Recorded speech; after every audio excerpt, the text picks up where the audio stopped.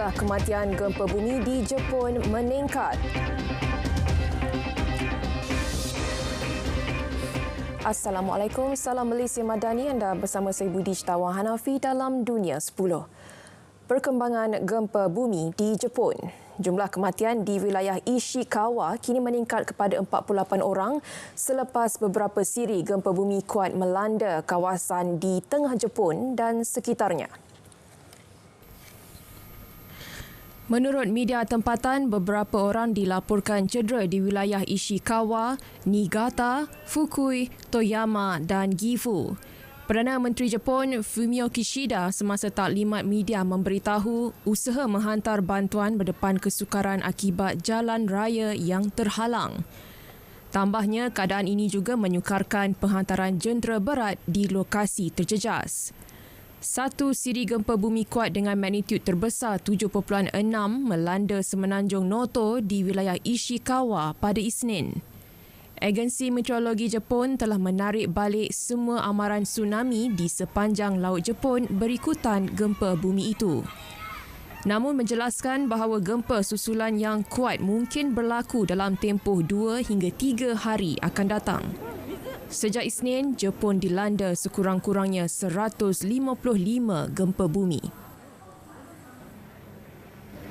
Dalam pada itu, sebuah stesen minyak di wilayah Ishikawa, Jepun mengeluarkan bahan api secara percuma selepas gempa bumi melanda Jepun itu. Stesen minyak di Bandar Anamizu memberikan perkhidmatan pengisian minyak secara manual oleh petugas stesen. 日頃からそういう緊急車両に給油なんかあったらっていうことを心がけておりました。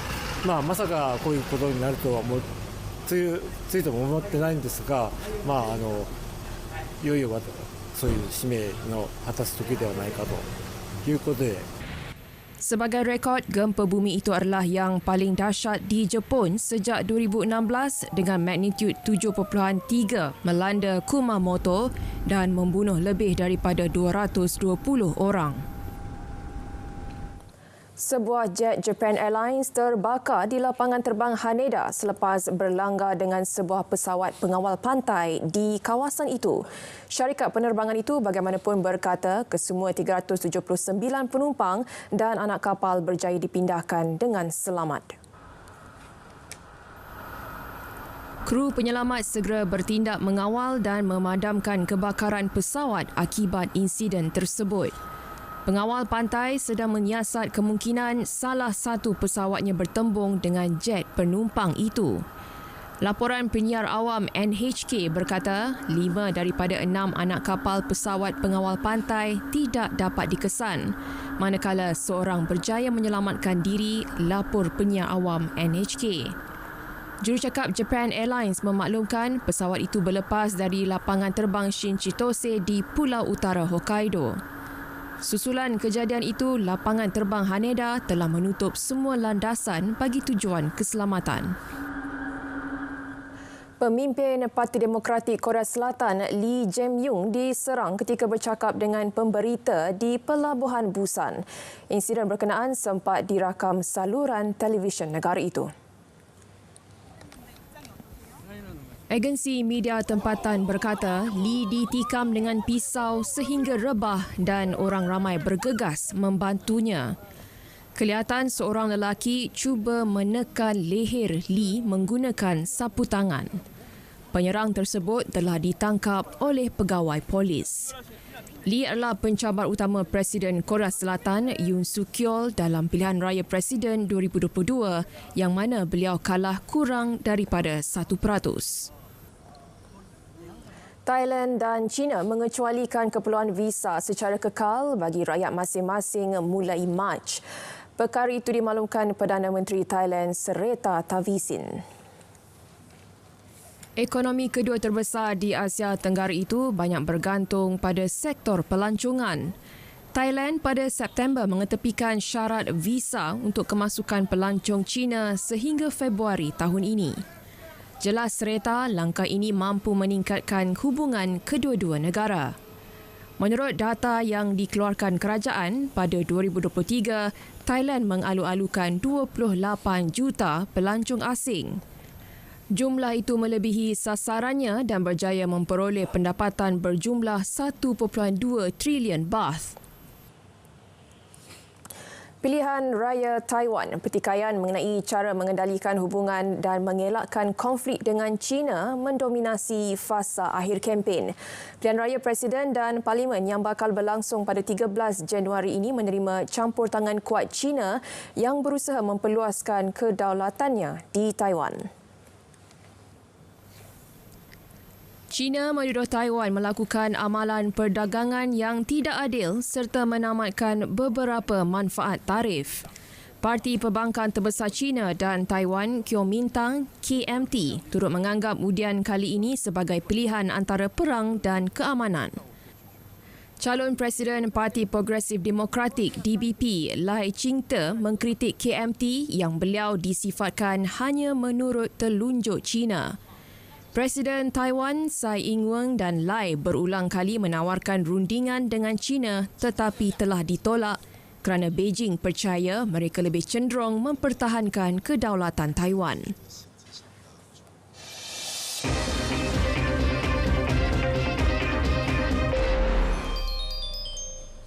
Perkembangan konflik Palestin-Israel. Angka kematian rakyat Palestin kini mencecah 21,978 orang dengan kebanyakan yang terkorban adalah wanita dan kanak-kanak.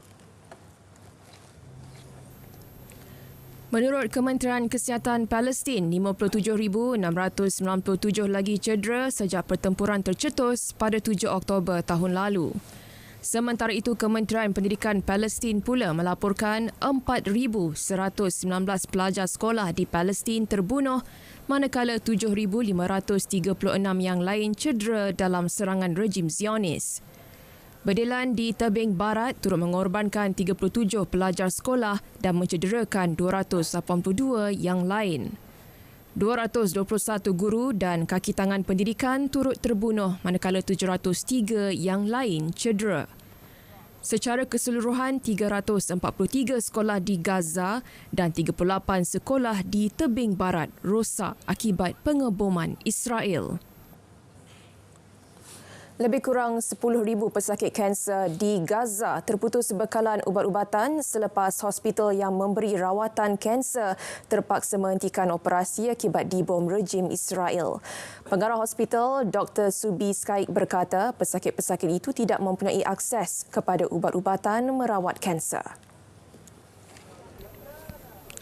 Skaik menggesa negara-negara di seluruh dunia membantu memulihkan hospital itu dan menyifatkannya sebagai tempat perlindungan tunggal bagi pesakit kanser di Gaza.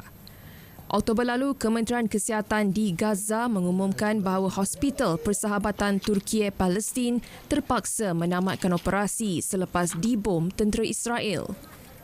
Israel menyerang semenanjung Gaza sejak 7 Oktober 2023, membunuh sekurang-kurangnya 21,978 rakyat Palestin dan mencederakan 57,697 yang lain. Polis Turki menahan 33 orang disyaki mengintip untuk perisikan Mossad Israel dan menyasarkan warga asing yang tinggal di negara itu. Bulan lalu, pegawai Turki memberi amaran kepada Israel mengenai akibat serius jika ia cuba memburu anggota kumpulan pejuang Hamas yang tinggal di luar wilayah Palestin dan Turki. Susulan itu, polis menyerbu 57 lokasi di 8 wilayah sebagai sebahagian daripada siasatan dilancarkan oleh Biro Anti Keganasan Pendakwa Istanbul dan agensi perisikan.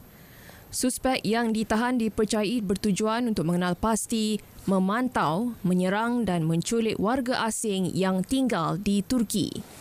Bagaimanapun, pejabat Perdana Menteri Israel dan Kementerian Luarnya tidak mengulas lanjut berkaitan tangkapan itu.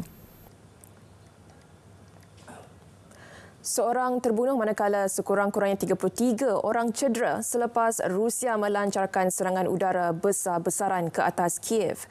Datuk Bandar Kiev Vitali Klitschko berkata mangsa yang terbunuh melibatkan seorang wanita warga emas. Rusia menyerang menggunakan peluru berpandu dengan mensasarkan bangunan kediaman dan infrastruktur awam. Pihak berkuasa tentera mengeluarkan amaran udara yang berlangsung selama sekurang-kurangnya 3 jam. Klitschko berkata saluran paip gas telah rosak di daerah Pecherskiv, Kiev dan bekalan elektrik dan air telah terputus di beberapa daerah di ibu negara itu. Jurucakap Tentera Udara Ukraine Yuri Ihnat berkata keadaan masih tegang dan pertahanan udara bersedia untuk melancarkan lebih banyak peluru berpandu Rusia. Rusia telah meningkatkan serangan udara ke atas Ukraine dalam tempoh tahun baru dan melakukan serangan udara terbesar serta membunuh sekurang-kurangnya 39 orang. Dalam pada itu, sekurang-kurangnya 9,152 orang awam termasuk 233 kanak-kanak terbunuh dan 13,530 lagi cedera di Republik Rakyat Donetsk DPR sejak Mei 2014 melibatkan isu berkaitan jenayah perang Ukraine pada Isnin. Menurut laporan, sejak 17 Februari 2022, seramai 4,778 orang awam terbunuh, termasuk 142 kanak-kanak. Dalam tempoh itu, Angkatan Bersenjata Ukraine membedil wilayah DPR sebanyak 28,767 kali dengan lebih 156,000 butir peluru. Manakala sejak Februari 2022 pula, lebih 3,300 kemudahan infrastruktur awam dilaporkan rosak termasuk 193 kemudahan perubatan dan 674 institusi pendidikan.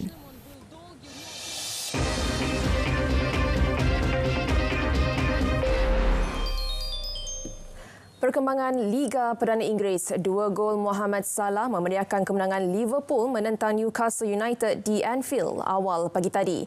Kemenangan 4-2 ke atas Newcastle menyaksikan Liverpool mendahului carta Liga Perdana Inggeris dengan 45 mata.